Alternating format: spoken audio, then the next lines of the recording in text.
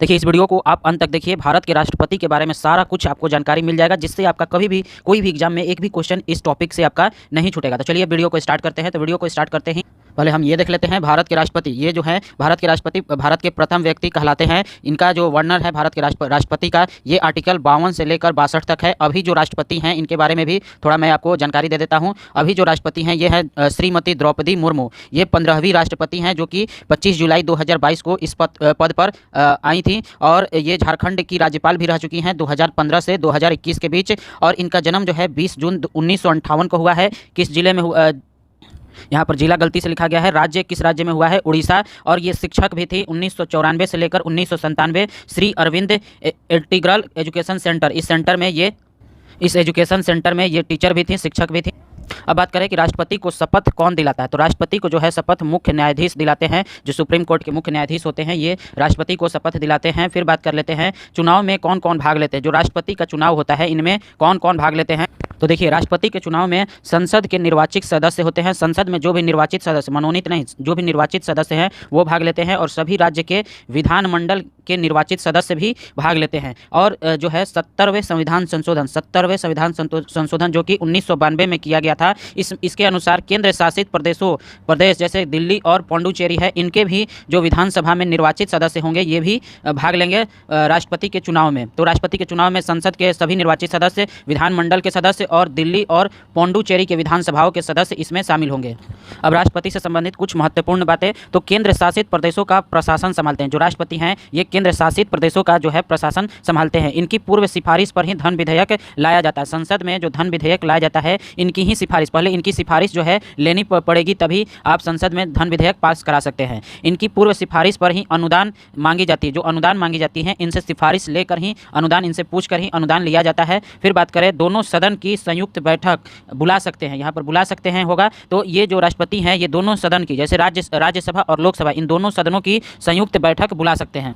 राष्ट्रपति जो है लोकसभा को भंग कर सकता है, मतलब राष्ट्रपति लोकसभा को खत्म कर सकता है।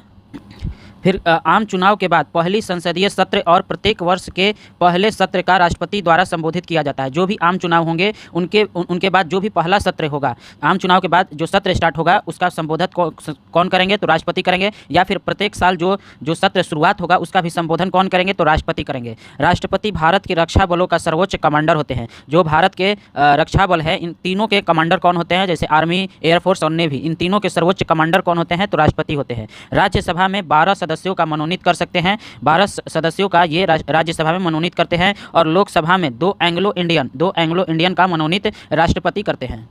अब बात कर लेते हैं कि भारत के राष्ट्रपति जो है किनको किनको नियुक्त करते हैं या फिर शपथ दिलाते हैं। तो ये नियुक्त करते हैं प्रधानमंत्री, मंत्रिपरिषद, भारत का महान्यायवादी, राज्यों के राज्यपाल, भारत के नियंत्रण और महालेखा परीक्षक, मुख्य चुनाव आयुक्त एवं अन्य सदस्य आयुक्त, फिर लोक सेवाओं के अध्यक्ष तथा अन्य सदस्य, भारत के मुख्य सदस्य, सुप्रीम कोर्ट के जज, हाई कोर्ट के मुख्य न्यायाधीश। इन सारों का जो है नियुक्ति कौन करते हैं, राष्ट्रपति करते हैं या फिर उनको शपथ दिलाते हैं। अब देखिए, बात करेंगे भारत के राष्ट्रपति के लिए अनुच्छेद 52 से 62 जो राष्ट्रपति से संबंधित अनुच्छेद है, इसके बारे में, हर आर्टिकल के बारे में हम बात करेंगे। आपको याद रखना है, एग्जाम में पूछा भी जाता है। जैसे आर्टिकल 52 कहता है राष्ट्रपति राज्य का प्रमुख होता है, वह राष्ट्र का प्रतीक होता है। आर्टिकल 52 केवल यही कहता है कि राष्ट्रपति जो है राष्ट्र का प्रमुख होता है और राष्ट्र का प्रतीक राष्ट्रपति होता है। आर्टिकल 53 पर आ जाते हैं। तो संघ की कार्यकारी शक्ति राष्ट्रपति में निहित होती है। ये बात कौन कहता है, आर्टिकल 53। ये संविधान में आर्टिकल 53 कहता है कि संघ की कार्यकारी शक्ति किसमें निहित होगी, तो राष्ट्रपति में होगी। आर्टिकल 54 किसके बारे में है, राष्ट्रपति का निर्वाचन। जो राष्ट्रपति का निर्वाचन होगा ये आर्टिकल 54 कहता है।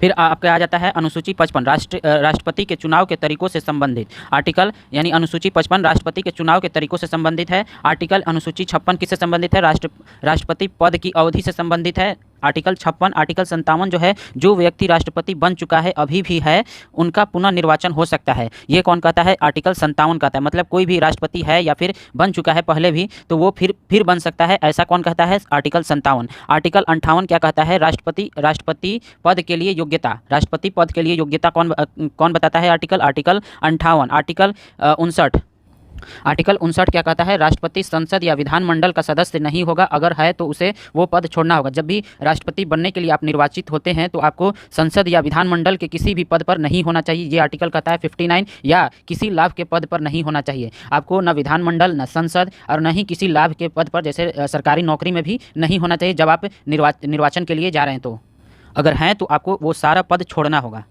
फिर आर्टिकल 60 की बात करें तो ये शपथ ग्रहण से संबंधित है। आर्टिकल 60 किससे संबंधित है, तो शपथ ग्रहण से। फिर आर्टिकल 61 की बात करें तो 61 आर्टिकल काफ़ी इंपॉर्टेंट है। राष्ट्रपति पर महाभियोग, यानी कि महाभियोग एक तरीका से राष्ट्रपति को हटाने का एक तरीका होता है जिसको महाभियोग कहते हैं राष्ट्रपति पर। तो इस जो आर्टिकल 61 बताता है किसी भी राष्ट्रपति को हटाने के लिए का तरीका बताता है आर्टिकल, यानी अनुसूची 61।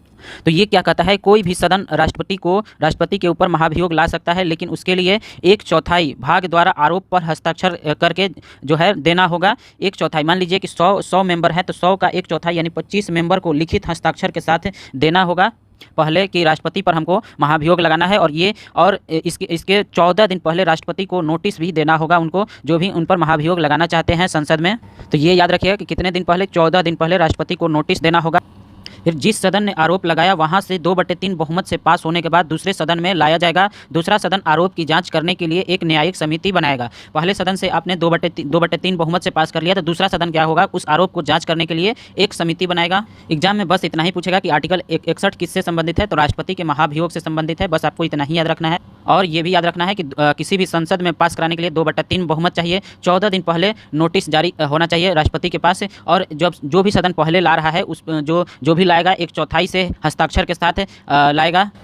अब बात करते हैं आर्टिकल 62 की। तो आर्टिकल 62 जो है राष्ट्रपति पद पर रिक्ति से संबंधित है। आर्टिकल 62। आर्टिकल 65 की बात करें तो राष्ट्रपति पद खाली होने पर उपराष्ट्रपति राष्ट्रपति के रूप में कार्य करेंगे। कौन कहता है, आर्टिकल 65 याद रखेंगे। फिर आर्टिकल 72 न्यायिक मामलों में क्षमादान, सजा कम, राहत देना, ये किससे संबंधित है, आर्टिकल 72। आर्टिकल 72 में लिखा गया है न्यायिक मामलों में क्षमादान, सजा भी कम कर सकते हैं राष्ट्रपति और राहत भी दे सकते हैं।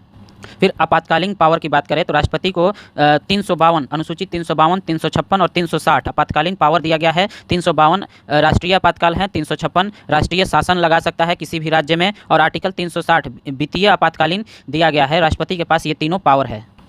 और आर्टिकल 123, इस पर भी ये भी कई बार आपको एग्जाम में पूछा गया है। राष्ट्रपति अध्यादेश जारी कर सकता है। कोई भी अगर कानून, जैसे संसद अभी सत्र में नहीं है तो राष्ट्रपति कानून बनाने के लिए उसको अध्यादेश के रूप में जारी कर सकता है। तो ये आर्टिकल भी याद रखेंगे, आर्टिकल 123। अब इतिहास की बात करें तो पहले राष्ट्रपति कौन थे, ये तो सभी जानते हैं, डॉक्टर राजेंद्र प्रसाद। कब बने थे, 26 जनवरी 1950 को। और फिर बात करें लगातार 2 बार कौन राष्ट्रपति बने, तो राजेंद्र प्रसाद ही बने।